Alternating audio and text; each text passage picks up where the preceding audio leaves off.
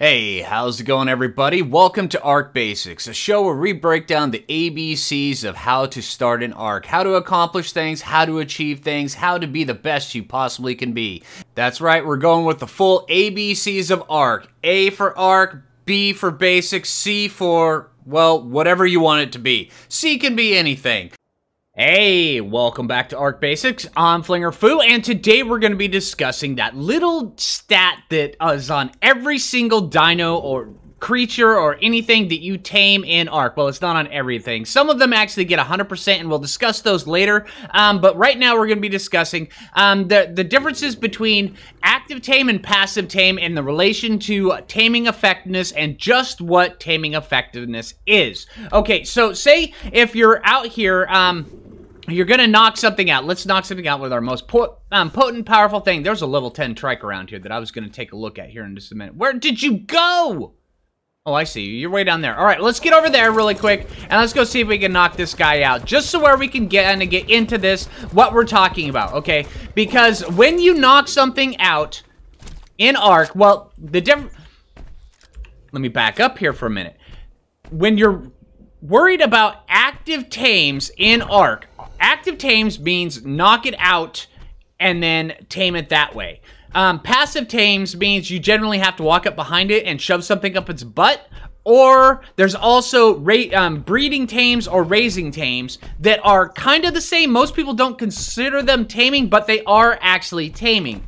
Like say with wyvern eggs and stuff like that, those are hatching or raising or breeding tames, but we're not going to cover those ones yet. Right now we're going to cover active tames. For the beginning up part of this video is going to be considered the active taming bit. All right, so say we knock this guy out.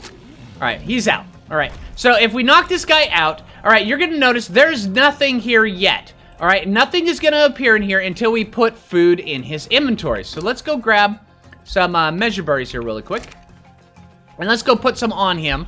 All right, put some on him. Now wait for him to eat. Now, see right here it says taming 0.0%. That means that as for his level of taming, right now he is at 0. It means we just put the food on him required for taming. All right, but now he has, once that he ate his first bite, he's gonna have this little thing that comes up that says taming effectiveness 99.9%. Now that means that he has eaten his first bite, and for an active tame, 99.9% is the absolute best you can get, which a lot of people think that 100% is. No, even if they eat a piece of kibble, they will still go down to 99.9% eventually, which means that for a 150 level dino, that if you were to perfect tame it with 100% or 99.9% taming effectiveness, it would come out with plus 74 levels, which means that it would come out at level 224 once you were done, because each little bit of this taming effectiveness adds bonus levels. Because see right here, this guy right here is getting plus 4 active levels from us being able to tame him up the way we are. Now, if we were taming him up with kibble, he would be actually getting a lot better. This would probably stay at about 99.9%. As he goes up, he would take a lot easier to tame, and he would just be far more effective in the long run. But so if we take this and then say, let's take this off him, and then see, notice now that we take that off him, he doesn't have any more food in his inventory. This bar right here is now going to slowly go down, and then he's going to lose taming effectiveness if we put more on him, because he's going to have to take more bites in between. But then also, how much health do you have, just so I can do this demonstration? Say if we shoot him again accidentally, and then we put more stuff on him, he's going to get that back. But his taming effectiveness just went way down, because if they get hit while they're knocked out, their taming effectiveness is going to go down. It's dependent on how much damage they have in relation to their total health that they have. So say like if you're taming out a level 150 T-Rex, it's got a butt ton of hit points, and you accidentally hit it, it's going to lose less taming effectiveness than this level 10 trike that only has 375 total health. But he still lost taming effectiveness. Now, how do we fix that? All right, now here's the benefit of being able to fix this guy, is we're gonna wait for this guy to wake up, and I brought some stimulants just for this. So, not narcotics, stimulants, thank you.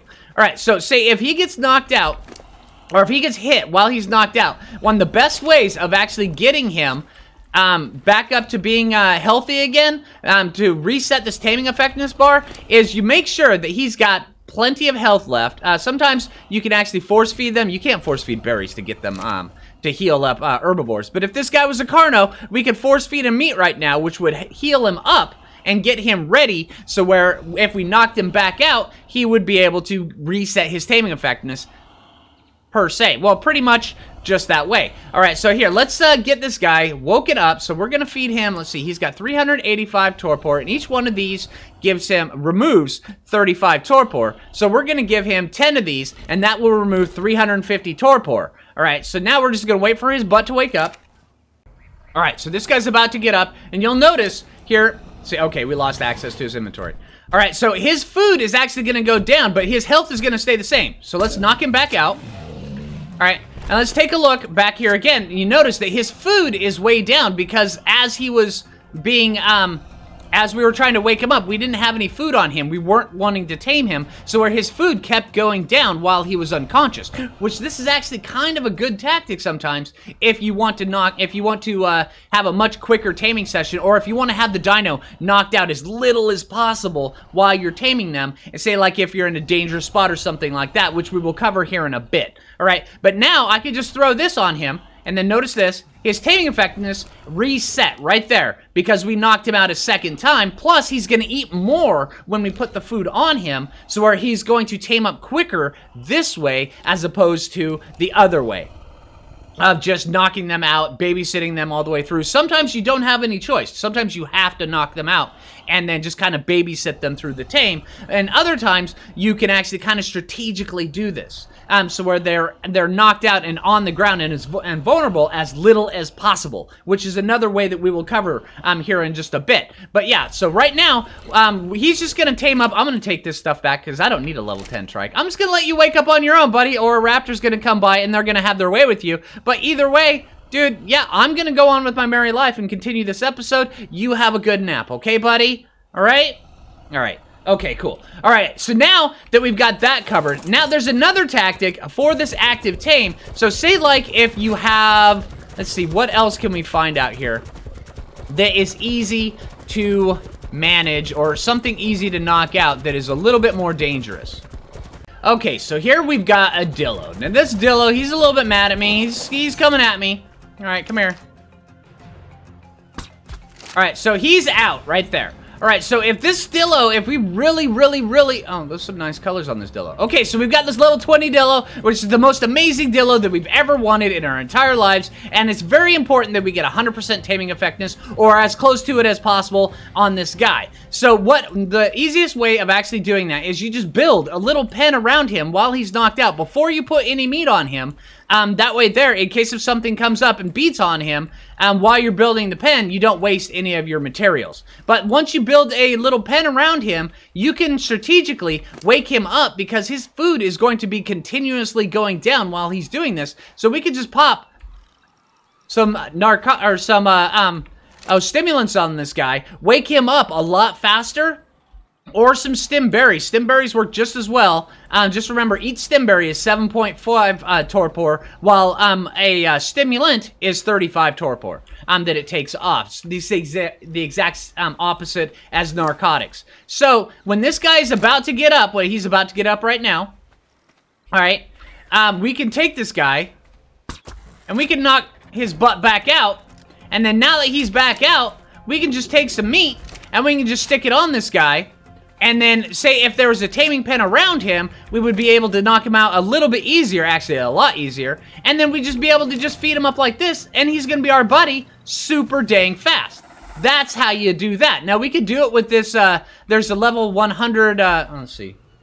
I don't want you following me. All right, come over here. There's a level 100 Therizinosaurus over here that we could do that with as well. Or there's like Carnos, T-Rexes, anything like that. This tactic works for everything that you wanted to tame in an active tame style of manner. All right, so just remember that if you end up hitting them when they get knocked out, you can always reset it by building a pen around them. Or you could just take them and then lure them into a pen. Here, let me show you with this right here. Say this Therizino right here. All right, come here, bud. Yeah, come on, Mr. Therizino. Let's take you, and we're going to lure you in over here, over to this taming pen that we've already got crafted over here. All right, so we're going to lure this guy over inside of here. Come on, buddy. Come on. All right, right inside there. All right, so he's inside there, and he's stuck. He's trapped. So if we knock this guy out inside the taming pen, this is actually the ideal situation for this guy. All right, come here, buddy.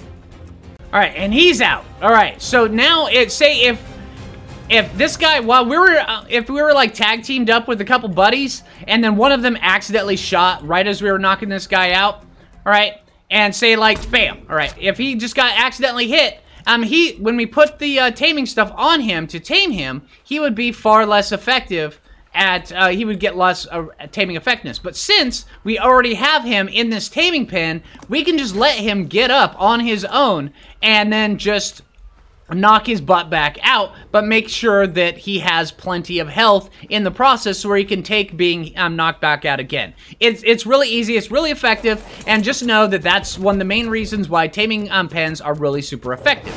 All right, so now let's go cover active tame, or passive tames. All right, let's get this guy dead. I don't want him in here. Put too many darts in you anyway. All right, later, dude. All right, so now you're toast, and then now we're gonna go cover some passive tames. All right, now as I'm coming over this way, I'm sure I already covered it, but I'm just making sure that everybody is clear that when you're taming stuff, how you get the highest taming effectiveness is always with their preferred food. Most of the times it's kibble. Sometimes things don't have kibble. Most of the times they do. They have a preferred kibble, and usually the worst stuff for taming them, if they're media sources or carnivores, is usually fish meat. Sometimes fish meat is more preferred than regular meat. It all depends on the different type of dino. Say like if you're taming a baryonyx, they just won't eat regular raw meat. It has to be... Harry, what are you doing way out here? All right, it has to be fish meat that you use, but most of the times on regular carnivores like Carnotauruses, Rexes, stuff like that, yeah, you can tame them up with fish meat, but it's like the worst stuff that you could possibly do. If you're taming up T-Rexes, then their preferred kibble would be a scorpion kibble, the pulmonoscorpion kibble. So use that for the highest taming effectiveness if you want to get that plus levels 74 levels on there. And then when you knock them out, those plus 74 levels that you'd get from that extra, from using their preferred food, gets directly applied to their stats, because each one of those plus levels is like they leveled up once, but every time they get one of those levels, it's assigned to a random stat as they get tamed up. Yes. So, say if you get...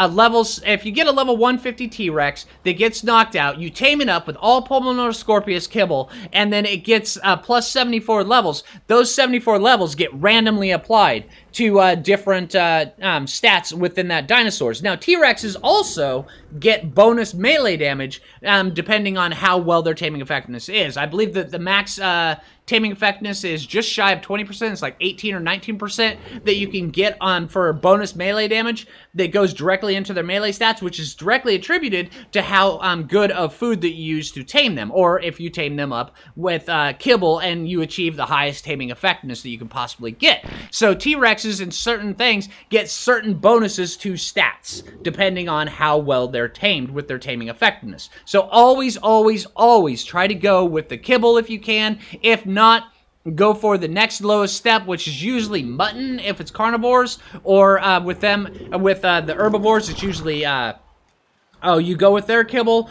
and then from there you go with either sweet veggie cakes, or you go with the regular grown vegetables, stuff like that. Sometimes it's honey, all sorts of weird things. All depends on the dinosaur, but just make sure that when you're taming them, taming effectiveness is the most important thing to get the best dinosaurs that you possibly can. All right, so now that we've covered active tames, now we're going to cover passive taming. And I've got the perfect little guy down here for passive taming. All right, so now what we're going to do is we're going to put away this rifle because we no longer need it. All right, but now we're going to take whatever food that we have to tame these guys, and we're going to put it down in our 0 slot. And we're just going to walk up right behind it until it actually says feed mejoberry to tame. All right, now, as it goes, we can actually creep up on him a little bit, and we'll be able to see his taming effectiveness. Now, his taming effectiveness, it's a little hard to see. Yeah, see, right now, he's at 99.6. Now, if we were to tame this guy up with kibble, he would be a perfect tame, and since he's only level 45, it would probably be only 1 or 2 feeds that this guy would take. But since we're only using mejoberries, his taming effectiveness is going to go down, and there's really no good way of resetting these guys, because once you initiate the passive tame on these guys, their food is going to continue to go down. So if we run out of the area and we decide not to feed this guy, he's actually going to starve to death. So it's kind of important that we don't let him starve to death. All right? Don't let your food starve to death, all right? So once you start the tame, just know that you're in it for the long haul unless something bad happens. All right, now as... Oh, and we just scared him. All right, so now let's... Oh, what are you doing? All right, so now as he gets scared, we're going to have to chase him around, and then his taming effectiveness is going to go down. But also, his food is going to be going down as well. Now, this is also another good tactic for when you're taming these guys, is if you can get them, you can pick them up and you can like put them into a pen or something like that, feed them once and let their food go down quite considerably, and then you can just walk up to them and just kind of spam feed them in a little bit. There's a little internal timer as to whether or not, how long they can eat. I believe it's 15, 20 seconds, something like that. So where you can't feed them in that timer. But, where did you go off to? Oh, I see you. I see you. You're down here. You're inside these shrubs. I know you're in there, dude. Come out of there, man. There you are. All right. So now that he's down here, all right, let's see. Can we get you? All right. So now his taming effectiveness, well, it's 98.8, so it's not too bad. It's just because we're feeding him mejoberries. But yeah, just know that when you're doing the passive tames, as soon as you start initiating it, whatever you're taming will not eat. Again, until you force feed it, because you've initiated the taming process. All right, and he's already hungry. So yeah, there's only a few second timer in between doing this, but yeah, see how his food is constantly going down now? So now we're just waiting for the timer because he's hungry, and we're just waiting on the timer so where we can feed him. There we go, bam. We can see his food. Yeah, he's at 97.2. Yeah, this guy's actually going to be a pretty decent guy. Count the time in between. Feed him some more. Come on, buddy. And this holds true with a lot of everything. Well, with just about everything. Even on toothuses and stuff like that. Once you initiate the passive tame on these guys, they're just going to starve to death if you don't feed them. Gotta keep an eye out for raptors over here. Oh, whoa, whoa, whoa, whoa, whoa. Yeah, buddy. Alright, come on, dude. Trying to do a video here. I want to tame you up as quick as possible. Oh, seriously? Alright, fine. Later, dude. Later, man. I don't have time for you. Alright, but that's pretty much how taming, how passive taming works. Once again, just like the active tames, you want to use as high quality food as you possibly can, which is generally kibble. Sometimes it's not, most times it is. Sometimes it's things like rare flowers and weird stuff like that. But yeah, just pay very close attention to what it is and what you're gonna need, and then know that as you go out hunting for things, that you're gonna need to have that stuff on hand. Later, Dodo. All right, so yeah, let's go cover the last one. All right, now the last version of taming effectiveness and how it applies to dinos is taken eggs that you hatch, and also with breeding dinos, because they are always considered to be 100% taming effectiveness. But the caveat there is they do not gain additional levels from being tamed. Their bonuses come from how well you can imprint said dino. All right, so say like if you wanted to go get rock drakes, you could go grab rock drake eggs from down in their trench. Same thing with wyverns on scorched earth, and also ice wyverns and regular wyverns on Ragnarok and such. Is you go and you steal the egg, and then you hatch the egg, and then from there, when you are hatching the egg, they always turn out as the same level of the parent. and then my rock drakes all of a sudden decide to take off. But once you have them hatched, they're always the same level, but the imprinting level, the imprinting quality is determined by how well... You guys aren't eating? Oh, that's a bad thing.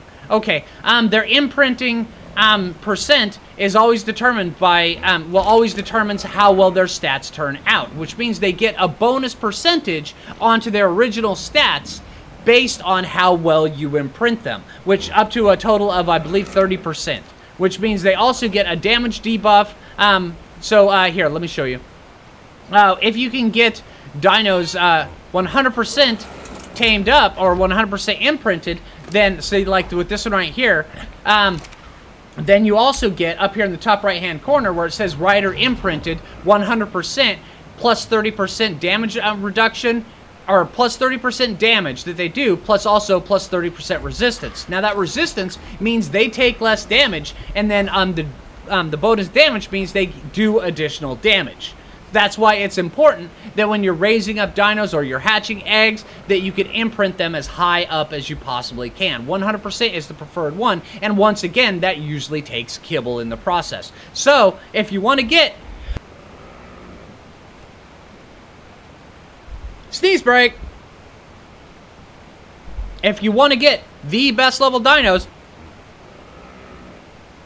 Sneeze break again. Make sure that you have as much kibble on hand as you possibly can. For when you're out there, you're doing your active tames. When you're out there, you're doing your passive tames. Or if you're just imprinting up wyvern eggs that you hatch, or imprinting up babies as well, you want to make sure that you have the necessary kibble on hand so where you can imprint however you want. Now, each map is completely different as to what kind of imprint kibble it takes. And you can tell here I have a bunch of stuff on hand that I just use as my kibble. And this stuff, that's what this stuff is necessary for, and that's why I keep a ton of it on hand, is so where I can just tame up whatever I need, I can imprint whatever I need, and then also I have all these dinos over here on the side so where I can constantly be getting eggs so I can use for kibble. Yes, just like this right here, this egg right here, that parasaur egg that just dropped from Perry will be eventually used for kibble. And that is really the main reason why you want large kibble farms, stuff like that on hand, so where you can go out, you can tame whatever you want. You can get all the awesome dinos you get that you want, and then you can get them at the highest possible level that you can. Alright, so with that, I think that pretty much covers taming effectiveness, the different types of tames, and how it relates. So hey, if you liked the video, make sure you click that like button. I really appreciate that. If you're new around here, subscribe for more basics, more solo, and for more just wonky adventures that I go out and I have with my friends. Alright, so hey, until next time, this is Phlinger Phoo, and take it easy, everybody.